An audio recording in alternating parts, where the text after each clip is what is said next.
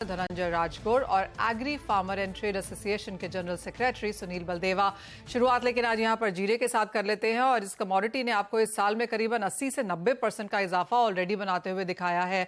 Of course fundamentals यहां पर strong रहे हैं, कैरी फॉरवर्ड नहीं था पिछले साल की तरफ से।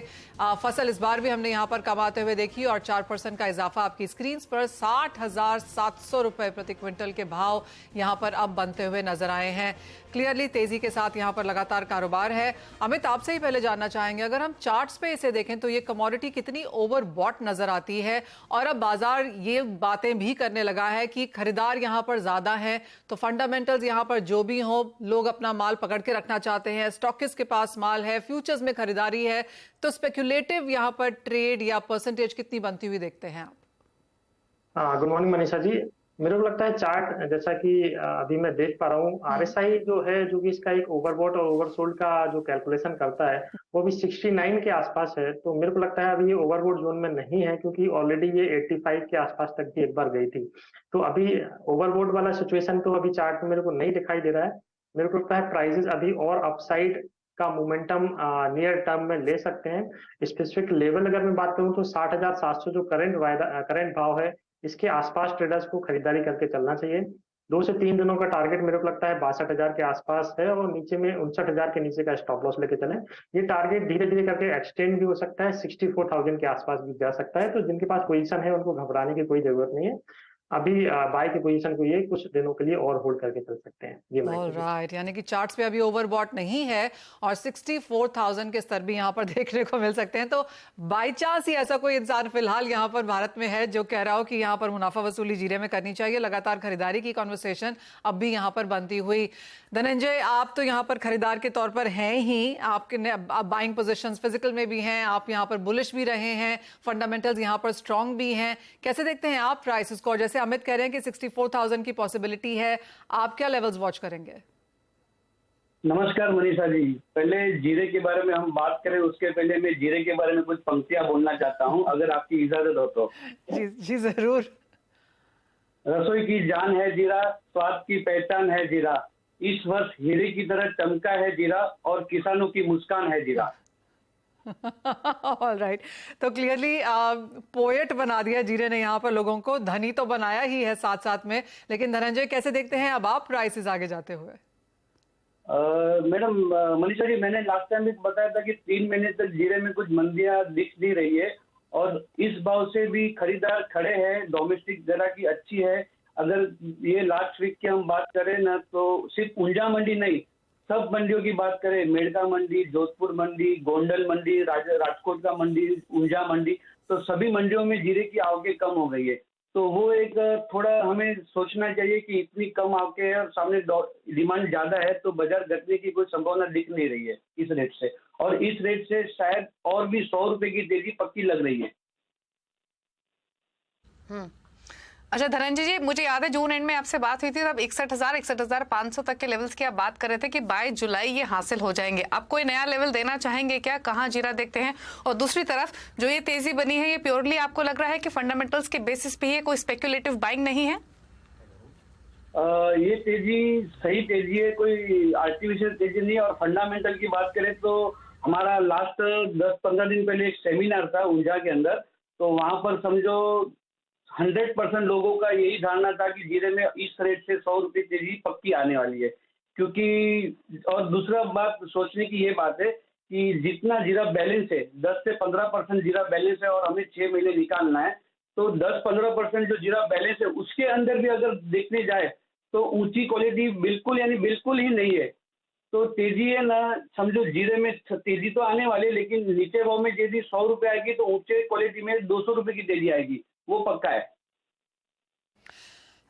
धनंजय, यहाँ से कैसे कहा जाता है, हम अपने यहाँ पर न्यूज रूम में भी बात करते हैं कि जीरे की जहाँ पर बात हो, मसालों की जहाँ पर बात हो, हम क्विंटल के भाव देखते हैं, लेकिन जो कंज्यूमर है वो यहाँ पर ग्राम्स के हिसाब से खरीदता है। किस तरह की पैरिटी डिस्पैरिटी आप वहां बनता हुआ देखते हैं? मनीषा जी, कस्टमर है ना, आपकी बात सही है, लेकिन कस्टमर 1,000 रुपया या 1,500 रुपया किलो जीरा होगा तो भी उसको खरीदना पड़ेगा उसको, क्योंकि जीरा वो किचन की आइटम है, उसको हम अनदेखा नहीं कर सकते, तो उसको हर भाव में खरीदना ही पड़ेगा। जी हाँ, टमाटर लोग खरीदना बंद कर सकते हैं, जो कि काफी लोगों ने कर दिया है। शायद जीरा तो खरीद ही रहे हैं। और क्लियरली दीपाली, अब हमें भी पोइट्री लिखनी चाहिए, चाहे वो टमाटर है, चना है या फिर जीरा है, क्योंकि जिस तरह का बाजार है, I think this is what will need to be done. Amit, सिर्फ जीरा ही नहीं, जिस तरह की तेजी हमने हल्दी में, धनिया में पिछले कुछ दिनों में आते हुए देखी है, वो जो हॉट रेड स्पाइसेस वाली चीज है, वो काफी हद तक मसालों में सच साबित होती हुई। बिल्कुल बिल्कुल मनीषा जी, जीरा पहले नंबर पे रहा, दूसरे नंबर पे हल्दी रही और तीसरे नंबर पे धनिया रही। तीनों ही आइटम में तेजी देखने को मिली। और अभी अगर स्पेसिफिक लेवल की मैं बात करूं तो टर्मरिक में भी अभी 65 के आसपास से जो अच्छा बूम आया, वो अभी लगभग 12,000 के आसपास तक का आया। अभी पर्टिकुलर लेवल की मैं बात करूं तो 11,700 रुपए के आसपास अगस्त वायदा हल्दी में भी ट्रेडर्स को नई एंट्री बाय की करनी चाहिए।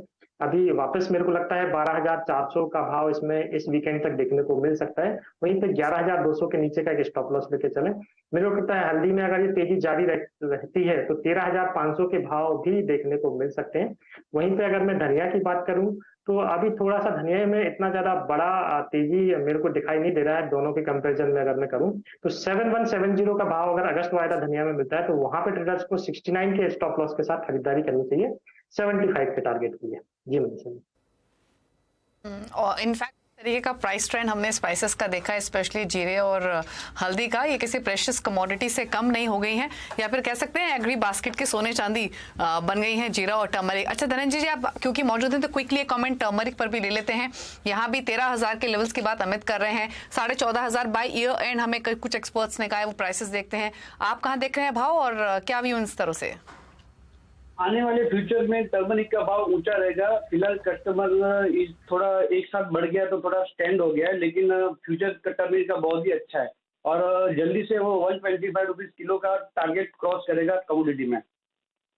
ऑल राइट, यानी कि मसालों में एक तरफा यहाँ पर तेजी है। और जी हाँ, जहां से भी किसी से भी आप एग्री कमोडिटीज वालों से बात करें तो वो सिर्फ मसालों में फिलहाल कारोबार करते हुए आपको नजर आएंगे, क्योंकि फंडामेंटल्स तेज हैं और सभी पैसा यहाँ पर लगता हुआ नजर आ भी रहा है। अमित जी, जैसे धनंजय जी ने इस बार यहाँ पर पोइट्री सुनाई है, अगली बार आपको भी मसालों पर कुछ सुनाना पड़ेगा। जिस तरह की तेजी है, सिर्फ खरीदे सिर्फ कहने से शायद नहीं चलेगा। तो ये तो बात हुई मसालों की। धनंजय जी, बहुत शुक्रिया साथ जुड़ने के लिए। तो क्लियरली मसाले अच्छी खासी तेजी पर और डिप्स पे खरीदारी की राय यहाँ से भी बनती हुई। लेकिन बात अब यहाँ पर चने की कर लेते हैं। और कल जिस तरह का नोटिफिकेशन सरकार की तरफ से आया, यहाँ पर ये एक और कमोडिटी है जिसे सब्सिडाइज तरीके से अब बेचने की बात की जा रही है। हमारे साथ सुनील बलदेवा जी हैं। सुनील जी नमस्कार। आप कैसे देखते हैं सरकार के इस नोटिफिकेशन को? किस तरह की अवेलेबिलिटी है, किस तरह का बाजार? मनीषा जी, पहले तो आप चने पे कुछ पोएम लिख कर रख लें, क्योंकि मुझे लगता है कि आने वाला सुनील जी, मैं और हम लोग नहीं लिखेंगे, आप लोगों को सुनानी पड़ेगी। शायद आप ज्यादा अच्छे से लिख सकते हैं। अच्छा, जहाँ तक सीरियसली नोट की बात करूं तो मैं चना जो था वो सरकार के जो आंकड़े थे उससे काफी कम रहे हैं। चने के जो एक्चुअल जो प्रोडक्शन है काफी कम रहा है। और इससे हम ये भी देख सकते हैं कि हालांकि प्रोक्योरमेंट काफी अच्छा रहा है नाफेड का, लेकिन यदि सरकार के आंकड़ों से देखें तो उसके हिसाब से कम ही रहा है। दूसरा हम देखें तो मंडियों में बिल्कुल भी आवक नहीं है। न इस बार मिलों ने और ट्रेडर ने भी माल रख रखा है। हाँ, सरकार के पास बहुत माल है और सरकार ये सोच रही है कि मेरे पास सरकार के पास डिस्पोज कैसे करना है। तो सरकार उसको, क्योंकि बाकी दालें तेज है, तुअर है और उड़द तेज है, इसके लिए सरकार जो है वो कुछ निचले तबके के उपभोक्ता को रिलैक्स देना चाह रही है, जिसके चलते ये स्कीम लेके आई है।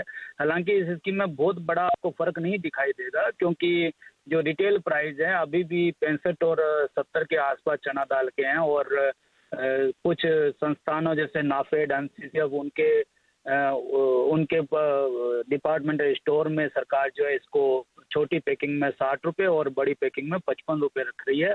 और 1 लाख टन दाल सरकार का अगले 3 महीनों में ये बेचने का एक प्रयास रहेगा। तो जो मुझे लगता है एक पायलट प्रोजेक्ट है, PMKGY का छोटा रूप भी आप उसे कह सकते हैं। हालांकि वो फ्री बांट रही थी, सरकार इसको जो है सब्सिडाइज रेट पे दे रही है। लेकिन मुझे ये लगता है कि आगे आने वाले दिनों में सरकार के पास एक चना है, वो सोना समझ के इसको रखना चाहिए, क्योंकि बाकी दालें ये मानसून, क्योंकि बारिश जो है वो डिस्ट्रीब्यूशन सही नहीं है। आप देखोगे भी अभी आंध्रा, तेलंगाना और में काफी कम बारिश है, जबकि MP और महाराष्ट्र में ठीक बारिश है। तो मुझे लगता है ये डिस्ट्रीब्यूशन सही नहीं होने से हमें चना आगे आने वाले दिनों में बहुत साथ दे सकता है, यदि हम निचले कम कम कम आय वाले तबके को यदि हम सस्ती दाल खिलाना चाहेंगे तो एक बहुत बड़ा साधन सरकार के पास रहेगा। एक और चीज बचा के रखना चाहिए। एब्सोल्युटली। एक और चीज सुनील जी, यूजुअली हम देखते हैं कि गर्मियों के सीजन में, बारिशों के सीजन में जब यहाँ पर सब्जियां महंगी हो जाती हैं तो दाल की डिमांड वैसे भी निकल के आती है, और इस बार तो सब्जियों के जो प्राइसेस हैं वो आसमान छूते हैं। आप दालों के कंजम्पशन को इन अगले 1-2-3 महीने में किस तरह से देखते हैं?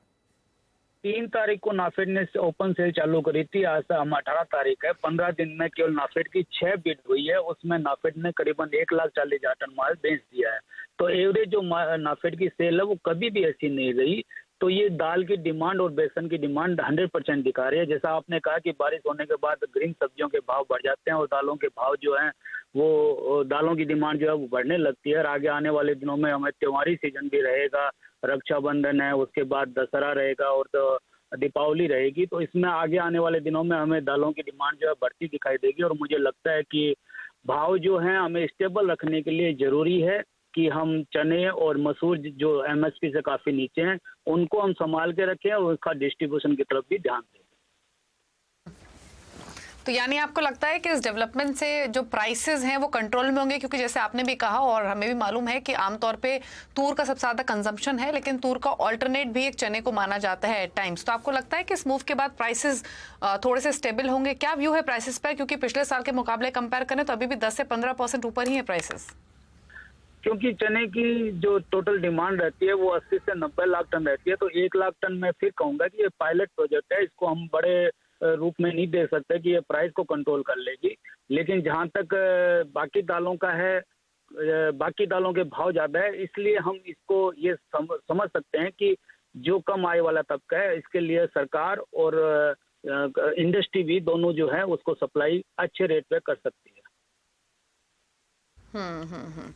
चलिए, शुक्रिया सुनील जी अपने व्यूज देने के लिए। तो कहाँ कहाँ मिलेगी भारत दाल? काफी सारी जगह पर, नाफेड के स्टोर्स पर, मदर डेयरीज पर, और एक अच्छे प्राइस पर गवर्नमेंट भारत दाल को लेकर आई है। चलिए रुकने इसी के साथ एक ब्रेक के लिए। ब्रेक के बाद फोकस करेंगे स्ट्रैटेजीज पर। विकास में दोनों हमारे साथ बने हुए हैं, खासतौर से नॉन एग्री बास्केट पर करेंगे चर्चा। एक ब्रेक के बाद आप देखते रहिए CNBC आवाज।